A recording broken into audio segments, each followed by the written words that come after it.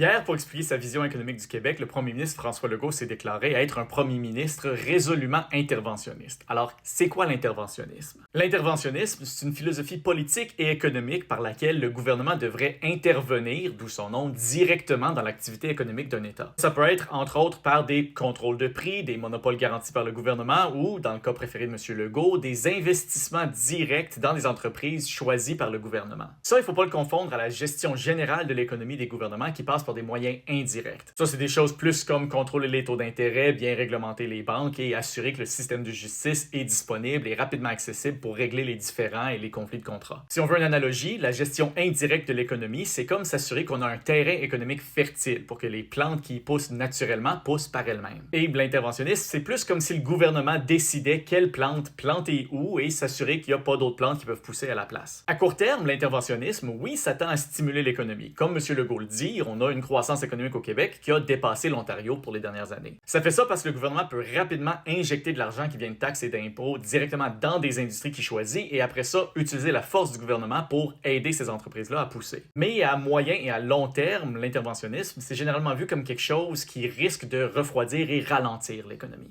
Il y a beaucoup de raisons pour ça et je pourrais pas toutes les passer. Mais entre autres, le fait que le gouvernement a des revenus assurés de taxes et d'impôts, ça fait en sorte qu'il se fie pas à ses profits d'investissement pour se financer. Et ça veut dire que le gouvernement peut se permettre de perdre plus d'argent et peut-être de calculer les risques plus selon des considérations politiques que strictement économiques. Ça tend aussi à ralentir l'investissement privé, parce que pourquoi est-ce qu'un investisseur privé risquerait de financer un projet s'il sait que le gouvernement pourrait venir et financer son compétiteur à la place? En général, la plupart des gouvernements vont se trouver à quelque part entre de l'interventionnisme complet et de la gestion de l'économie strictement passive, qu'on va aussi des fois appeler du laisser-faire. Mais même les gouvernements qui sont plutôt non interventionnistes vont aussi des fois faire des investissements stratégiques dans certaines industries s'ils pensent qu'il y a une raison autre que strictement économique pour le faire. Par exemple, s'il y a des questions de sécurité ou de réglementation en jeu qui exigent un contrôle plus direct par le gouvernement. Mais, règle générale, le plus un gouvernement est obligé d'intervenir directement dans l'économie à court terme, le plus ça peut être vu comme un signe que le terrain économique n'est pas particulièrement fertile. Et peut-être qu'une des causes de ça, c'est une mauvaise gestion passive de l'économie à long terme.